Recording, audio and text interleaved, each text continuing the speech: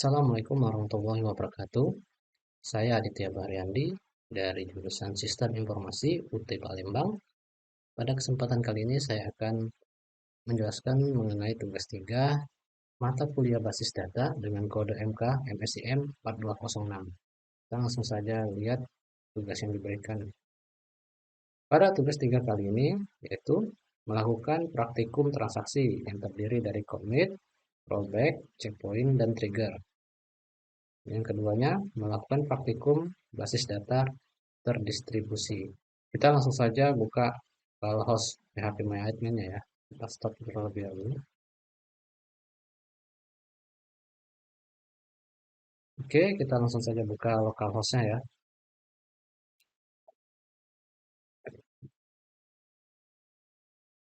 Kita pilih database rumah sakitnya. Pertama, kita akan coba tanpa menggunakan commit ya. Di sini saya sudah mempersiapkan coding yang akan saya gunakan ya untuk tanpa commit.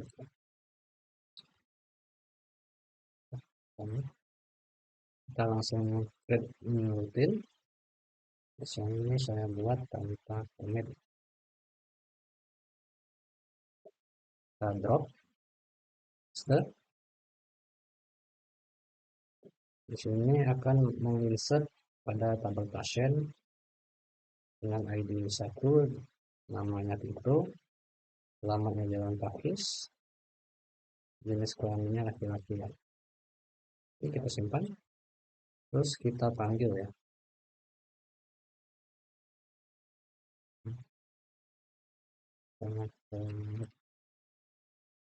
Kita jalankan. Pada saat dijalankan, data pun berhasil di insert. Tetapi pada saat kita cek pada tabel pasien, data tersebut tidak ada ya, karena dia tidak menggunakan commit. Selanjutnya kita akan coba yang menggunakan commit. Di sini juga saya sudah mempersiapkan codingnya ya. Ini kita langsung saja kita buat.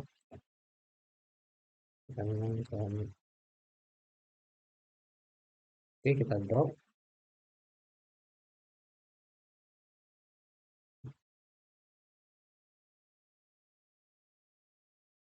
Kita pastekan.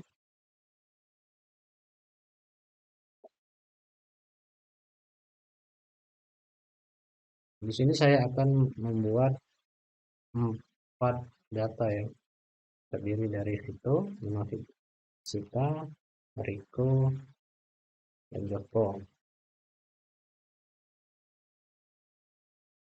Dan diakhiri dengan perintah commit ya. Oke, kita simpan ya. Kita panggil.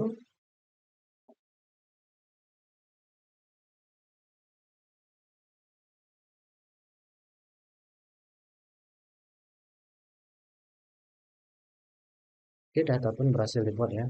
Terdiri dari 4 data ID, 1, 2, 3, dan 4 ya. Kita cek pada tabel pasien. Dan untuk tabel pasien pun data tersimpan. Kita selanjutnya menggunakan perintah rollback ya. Saya juga sudah mempersiapkan codingnya. Ini dengan rollback kita tambah lagi. Kita buat dengan nama rollback 1. Kita paste codingnya. Di sini pada rollback digunakan untuk mengupdate pasien dengan nama Danu pada ID pasien 4 ya. Kita langsung saya simpan. Kita cek dulu ID pasien 4 itu atas nama siapa? Atas nama Joko ya di sini. Kita akan coba panggil rollback 4, rollback 1 ini ya. Ini hasilnya. Pada saat rollback aktif, maka fungsi update sebelumnya yang kita ingin mengubah sebenarnya dia akan diabaikan sehingga tidak ada perubahan pada tabel pasien. Jadi kita lanjut ke fungsi selanjutnya. Oke, kita lanjut ke fungsi selanjutnya. Di sini saya juga sudah membuat coding untuk set point ya. Kita langsung saja copy, kita create new routine, kita beri nama set 1 ya. Langsung kita paste saja codingnya. Pada coding ini, fungsi pertama ialah untuk menambahkan pada tabel pasien untuk ID nomor 5 atas nama Kiko ya, dan dijadikan set point 1. Kemudian menambahkan pada tabel pasien dengan ID 6 atas nama Rini, tapi di rollback ke set point 1.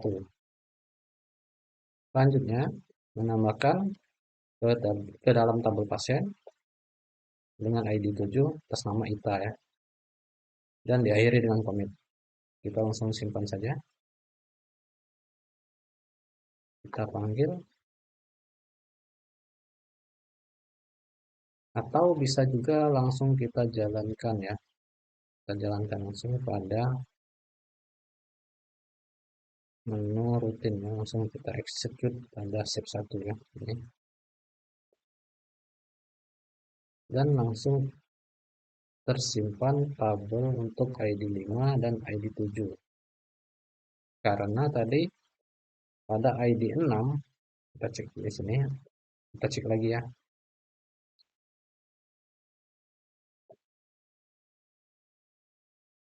Karena di sini pada ID 6 untuk atas nama ini dia dilakukan rollback ke set point 1 sehingga untuk ID 6 tidak tersimpan dan langsung dilanjutkan ke ID 7. Terus selanjutnya ke fungsi trigger ya. Tetapi sebelumnya kita membuat dulu tabel untuk obat dan transaksi obat. Ini ya. Kita create dulu.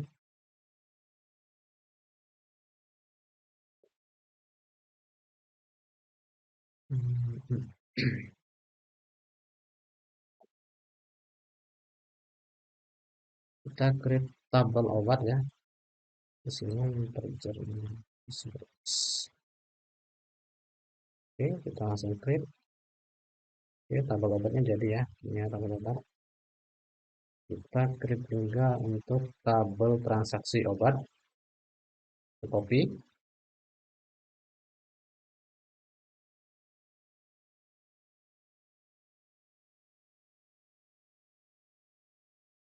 Ini kita create. Ini termasuk dari sudah yang berbeda. Kita kasih foreign key dulu ya pada tabel obat dan pada tabel transaksi obat ya. Pada strukturnya. Karena jika ini tidak dikasih foreign key, dia akan tidak bisa terkoneksi ya. Kita pasien, unique, dan obatnya juga. Oke, sudah. Baru kita cek pada desainer. Oke, kita cari dulu tabel pasien, tabel obat, dan tabel transaksi obat.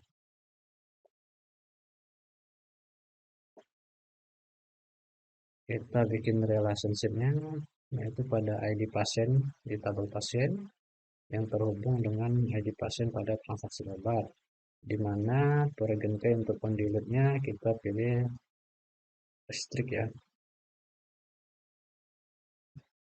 dan pada saat update kita pilih cascade. Oke, selanjutnya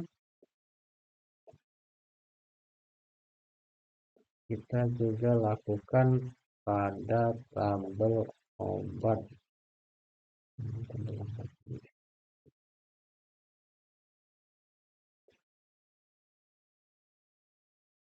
Sama, create relationship, pilih ID obat, dan kita masukkan juga pada ID obat di transaksi obat. Untuk pendelete sama, restrict sama cascade. Kita cek lagi.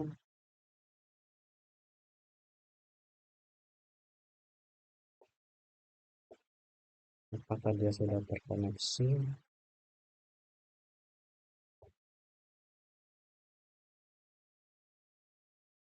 Transaksi obatnya sudah ya. Dan ID obatnya, nah ini kenapa belum, coba kita refresh dulu. Oke, ini transaksi obatnya sudah terkoneksi dan ID obatnya juga sudah terkoneksi ya.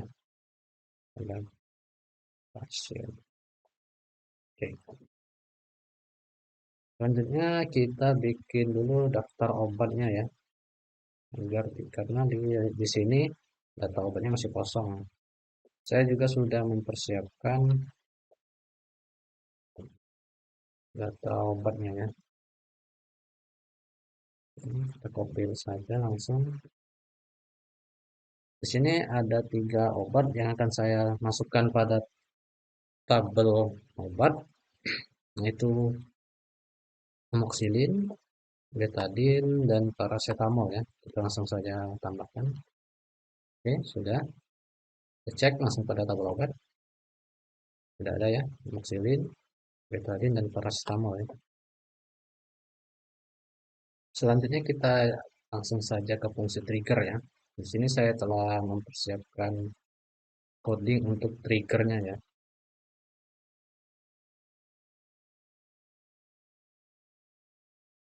Kita ke trigger, create new trigger,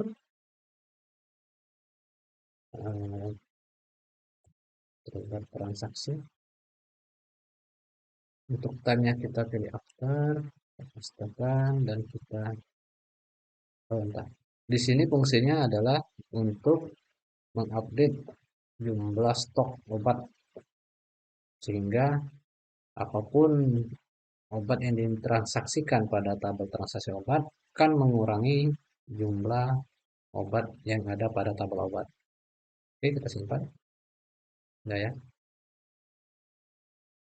Selanjutnya kita isi dulu nama-nama obatnya ya. Di sini soalnya masih kosong. Saya sudah mempersiapkan nama-nama obatnya ya. Ini saja kita copy ya.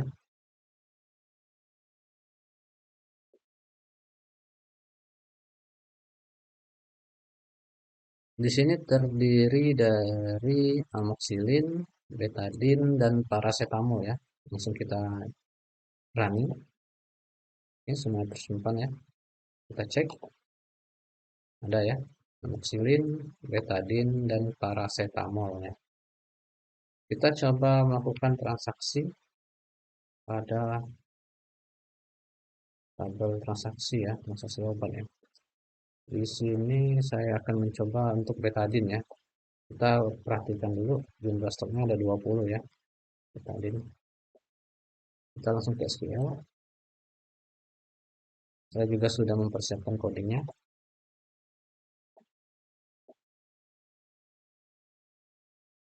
Oke.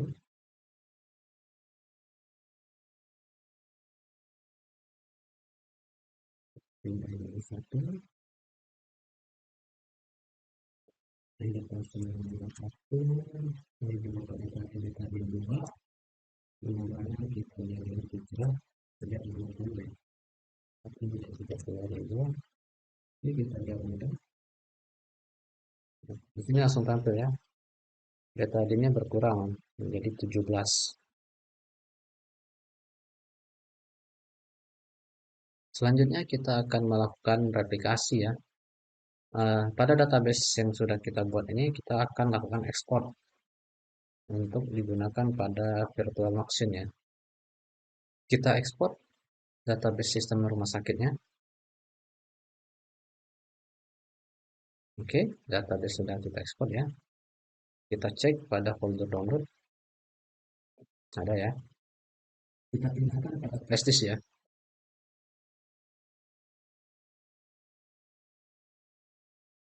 Oke, kita langsung buka virtual machine-nya. Kita cek pada flash disk ya.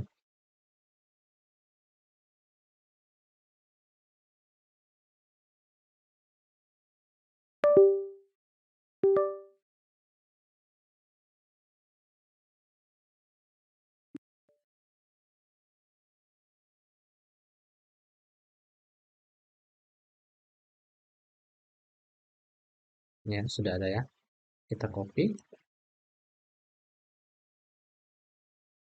kita taruh pada download. Oke, berhasil ya. Sekarang kita buka terminal.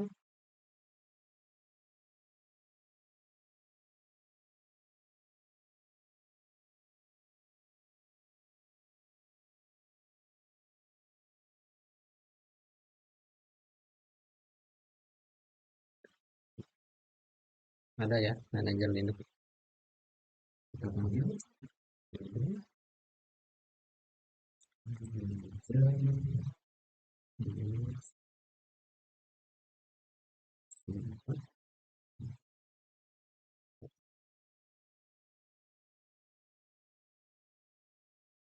Kita langsung ke manage server. Kita jalankan ya. Apache sama MySQL database-nya. Kita tunggu sebentar. Oke, kita lanjut ke Firefox. Buka localhost. Masuk ke phpMyAdmin. Kita create database baru ya. Rumah sakit. Kita create. Kita langsung import dari hasil sebelumnya. Hapus. Di download. Ini sistem rumah sakit. Kita select. Kita import ya. Database-nya berhasil diimport ya pada Linux. Kita langsung konfigurasi replikasinya ya. Kita pilih replikasi,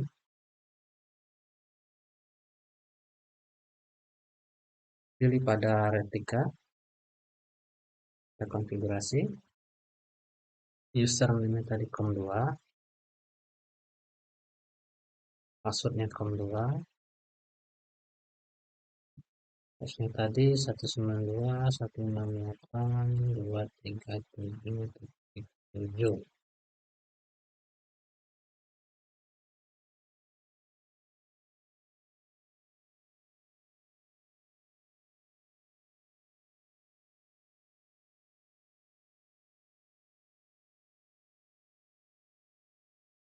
Dua tiga enam titik tujuh. Jangan di go dulu ya. Kita masuk ke terminal dulu.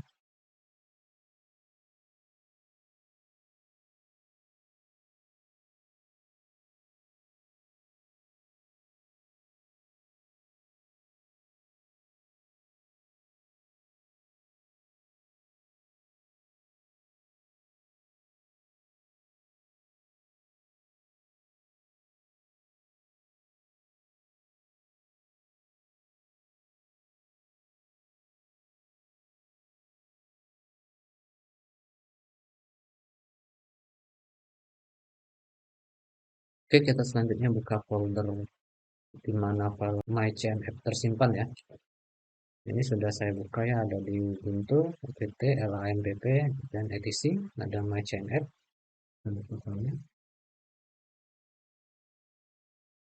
Kita cari yang ini, motornya aktif, oke,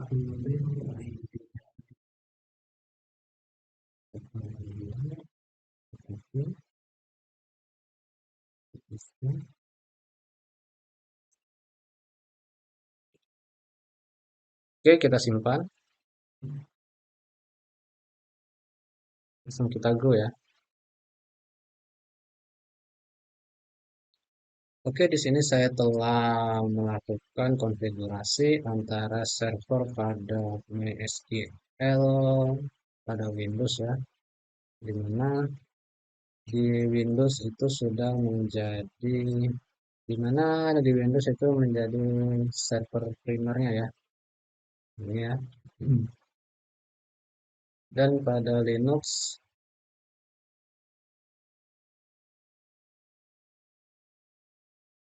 sebagai sleepnya ya. Kita cek ya. sudah connect ya. Di running connect, SQL-nya yes. Oke, kita coba langsung saja ya untuk melakukan transaksi. Kita cek dulu daftar tabel obatnya. Pada Windows itu tabel obatnya terdiri dari amoxicillin 30 sama ya, betadinnya 17 sama paracetamol 10 ya. 17 sama ya, paracetamol 10. Oke, kita langsung saja coba transaksikan. Di sini saya telah membuat coding transaksinya ya. Kita coba. ID transaksi 1, ID pasien 1, ID obatnya kita 1, jumlahnya kita kasih 3. Ini akan mengurangi, kalau ini berhasil, ini akan mengurangi data pada amoxicillin ya. Ini ya, pada obatnya ID 1. Kita langsung saja. Go. Oke, berhasil ya. Kita cek di sini. Amoxicillin sudah berubah ya, jadi 27 ya. Yang tadi awalnya 30 ya. Coba kita cek di tabel obat. Benar ya, sudah 27. Tapi kalau kita cek di sini, dia tetap 30. Dan ini sudah lama sekali saya mencarinya ya. Tidak ketemu masalahnya di mana. Dan tetapi jika dicek pada statusnya tadi sudah oke.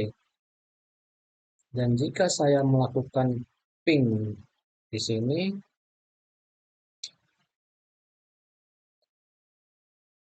untuk akses usernya ya. Di sini saya memberikan akses user.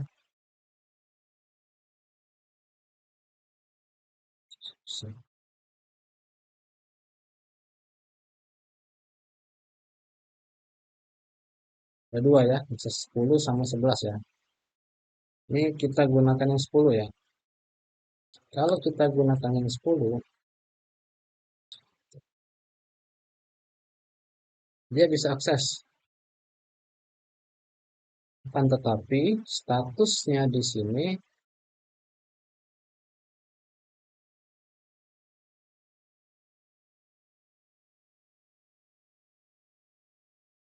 nantinya dia akan error ya, tidak connect. Tetapi jika saya menggunakan akses 11,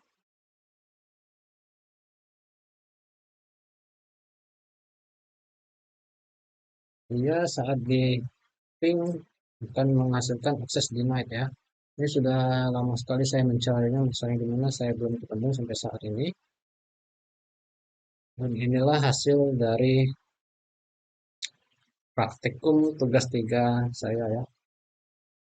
Sekian dari saya, mohon maaf atas penjelasan yang kurang. Atas perhatian yang saya ucapkan terima kasih. Wassalamualaikum warahmatullahi wabarakatuh.